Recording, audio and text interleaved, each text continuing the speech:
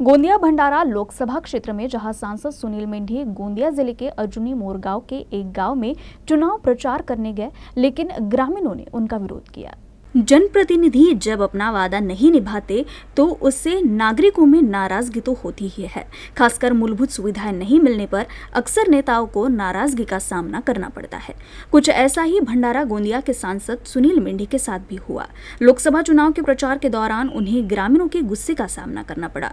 भंडारा जिले के बोड़दे करड़ गाँव में ग्रामीणों के गुस्से पर सांसद सुनील मेंढे ने अपनी प्रतिक्रिया देते हुए कहा कि ये गर्मी नहीं बल्कि कांग्रेस के कार्यकर्ता है। निश्चितपणे बोडदे नावाचं गाव आहे। इथे गावकऱ्यांनी विशेषतः रात्री इथे काही लग्न पण होतं, लग्नाच्या बाजूला काही युवक होते आणि रात्री 9 वाजता त्यांनी धिंगाणा करण्याचा प्रयत्न केला।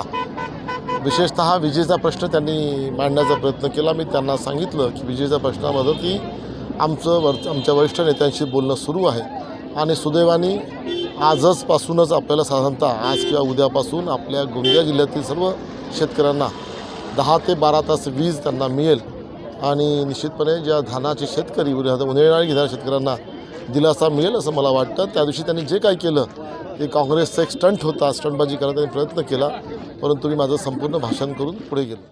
इस पूरे मामले में हमारे प्रतिनिधि हरीश मोटघरे ने बोड़दे करड़ गांव में ग्रामीणों और किसानों से बातचीत की। 18व्या लोकसभेकरिता 19 एप्रिलला पूर्व विदर्भामध्ये 5 ठिकाणी या ठिकाणी मतदान होणार आहे आणि भंडारा गोंदिया जिल्ह्यात देखील आता प्रचाराची रणधुमाळी सुरू झाली असताना या ठिकाणी भाजपचे विद्यमान जे खासदार होते सुनील मेंढे ते बोडद या गावामध्ये आलेले होते। अर्जुनी मोरगाव तालुक्याअंतर्गत येणारा हा बोडद हा गाव आहे।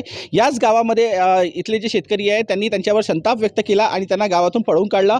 काय यामागचं नेमकं कारण होतं हे आता जाणून घेण्याचा आपण त्यांच्याशी प्रयत्न करूया। आमची मागणी एकच होती। आमचे गाव पूर्वी म्हणजे वंचित होते पाण्यापासून, तर आम्ही बोर मारला आणि बोर मारून शेरी आम्हाला 8च घंटे लाईट भेटते, तर तेही म्हणजे बरोबर नाही मिळत। तेही 1 घंटा मायनस होते।